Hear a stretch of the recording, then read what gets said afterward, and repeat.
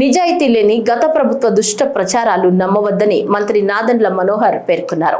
పండుగ వాతావరణంలో ఇంటింటికి వెళ్లి స్మార్ట్ రేషన్ కార్డులు పంపిణీ కార్యక్రమాన్ని గుంటూరు జిల్లా తెనాలి నియోజకవర్గం నంది వెలుగులో మంత్రి నాదెండ్ల మనోహర్, గ్రామీణాభివృద్ధి కమ్యూనికేషన్ శాఖ కేంద్ర సహాయ మంత్రి డాక్టర్ పెమ్మసాని చంద్రశేఖర్, ఎమ్మెల్సీ ఆలపాటి రాజేంద్ర ప్రసాద్ తో కలిసి ప్రారంభించారు.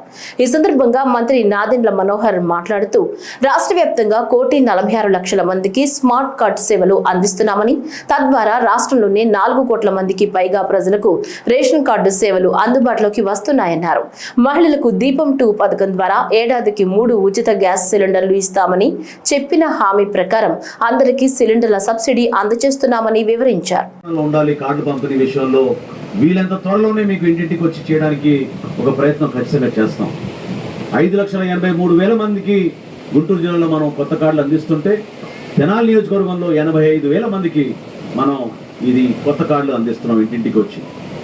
ఎవరైతే వికలాంగులు, ఎవరైతే వృద్ధులు 65 సంవత్సరాలు నిండారో వారికి ఇంటింటికి వచ్చి రేషన్ గత 3 నెలల నుంచి మనం సరఫరా చేస్తున్నాం. అది కూడా మీరు చూసే ఉంటారు. ఇన్ని కొత్త విప్లవాత్మక నిర్ణయాలు దేనికోసం అంటే, సమాజంలో మీ అందరికీ మెరుగైన పరిపాలన అందించాలి. దేనికోసం అయితే మీరందరూ నమ్మి మా కూటమి ప్రభుత్వం కోసం, నరేంద్ర మోడీ గారి నాయకత్వంలో, క్షేత్రస్థాయిలో మన ముఖ్యమంత్రి గారు చంద్రబాబు నాయుడు గారి నాయకత్వంలో, పవన్ కళ్యాణ్ గారి నాయకత్వంలో మేము కష్టపడి నడిపిస్తున్న ప్రభుత్వాన్ని మీరు ఒక నమ్మకంతో ఆ రోజు ఓట్లు వేశారు. దాన్ని ఎక్కడ కూడా బొమ్ము చేయం. సూపర్ 6లో మేము ఇచ్చిన మాట ఆ రోజున మీ అందరికీ కూడా ఆర్థికంగా ఇబ్బందులు పడినా కూడా, కష్టకాలంలో కూడా ముఖ్యమంత్రి గారి నాయకత్వంలో దీనికి మీ అందరికీ కూడా అందించగలుగుతున్నాం. ఈరోజు మహిళలకు ఉచిత బస్సు ఇస్తున్నాం. మేము ఇచ్చిన మాట మేరకు గత దీపావళిలోనే ఇంటింటికి మీకు దీపం పథకం ద్వారా గ్యాస్ సిలిండర్లు సంవత్సరానికి 3 ఇస్తామని ఆ రోజు మాట ఇచ్చాం. దాదాపు 900 రూపాయలు ఒక్కొక్క సిలిండర్ ఇంటింటికి కూడా ఆ పథకం అందే ద్వారా మనం చేసాం. తల్లికి వందనం కార్యక్రమం అందించాం. పెన్షన్ గతంలో కన్నా భారతదేశంలో ఎక్కడ లేని విధంగా ఈరోజు పెన్షన్ పెంచి మీ అందరు కూడా ఇంటింటికి వచ్చి ఆ సౌకర్యం కలిగిస్తున్నాం. మీ బిడ్డలకి భవిష్యత్తు ఉండాలి, ఈ ప్రాంతం ఇంకా అభివృద్ధి చేసుకోవాలి.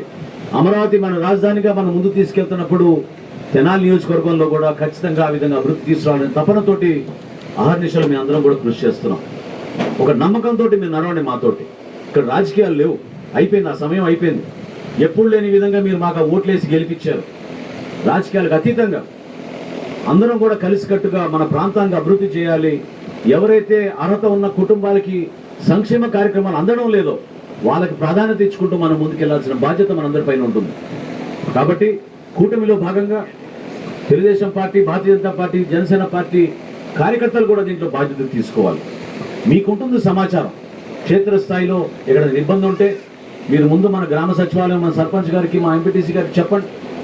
అక్కడ మీరు అందించిన ఆ దరఖాస్తుని ఖచ్చితంగా తహసీల్దార్ గారి దృష్టికి వెళ్ళినప్పుడు ఎవరికి కూడా పొరపాటు జరగకుండా, ఎంపీడీ గారి దృష్టికి వెళ్ళినప్పుడు ఎక్కడ కూడా పొరపాటు జరగకుండా, లబ్ధిదారులు గుర్తించే విషయంలో ఎక్కడ కూడా రాజకీయాలకి తావు లేకుండా మనం చేస్తున్న కార్యక్రమాలు ఇవి.